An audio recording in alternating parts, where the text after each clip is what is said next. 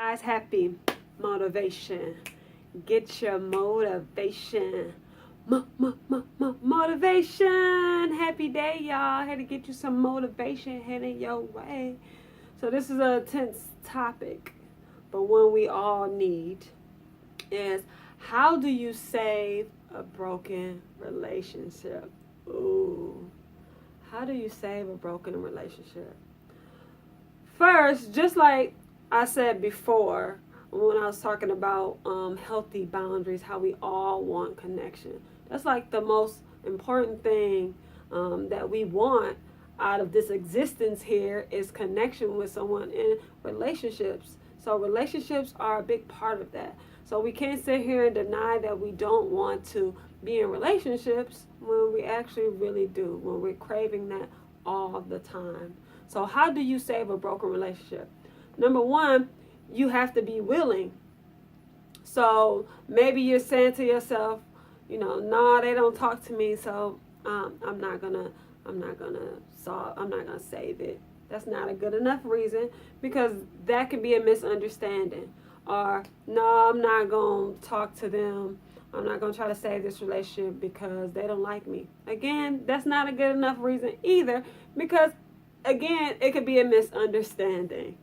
So if your reason is maybe abuse, or maybe the person is abusing you or abusing themselves with alcohol or drugs, that's a good enough reason. So sometimes we get to the point where some relationships are not meant to be saved because the person maybe needs to do some self-care on their own. But if both parties are willing and able, you should try and save the relationship. So first, both parties needs to be willing. So number two is you have to actually be okay with being uncomfortable. So you have to be able to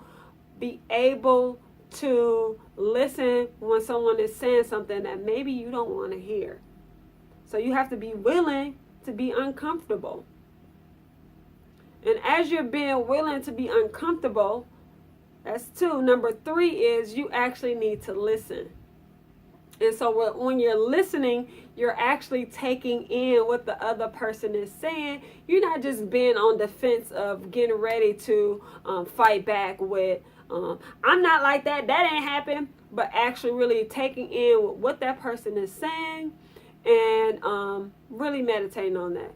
And how you know that you're listening is someone says something, this is my perception, this is what happened during the situation, then you repeat it back. I hear you say that this is how you perceive things.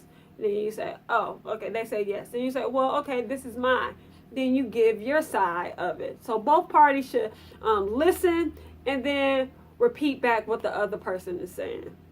So that's three. Number four is acknowledging. So that's part of the listening. As you were listening, you acknowledged that they said something, you repeated it back, and you acknowledged their feelings. And so both parties need to do the same thing.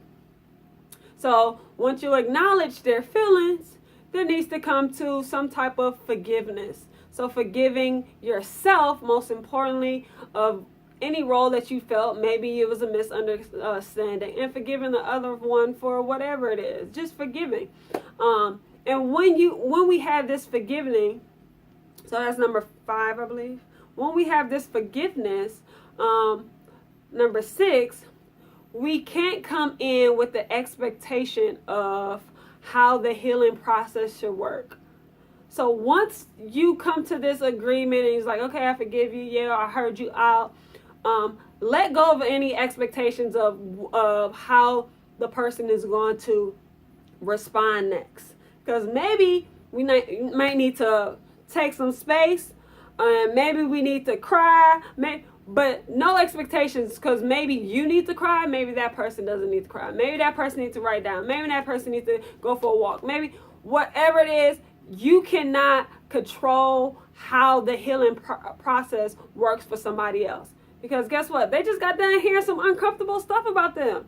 Let them process how they need to process. There might be a day or so. It might be a year. You never know. Let go of the expectations of that. And once you let go of those expectations, one of the big, most important things is both parties need to actually really die. And when I say die, is that identity of who you were in that relationship. So you can't come to this agreement or building another relationship without actually letting go of who you were in that relationship before. Because that was broken. Now we came to an understanding and we forgave that. Now we need to let go of who we were in that relationship and build some new values in a new type of relationship. So when you're thinking about a relationship, it's like its own little entity. So we were putting in this trash that created this craziness. Now we acknowledged it and we look at it. Now we need to let that go and come in with something new. So letting go of the old and coming in, and that can be hard. That's the hardest part of really saving a broken relationship. You have to let go of your old identity and start to create a new identity in this relationship.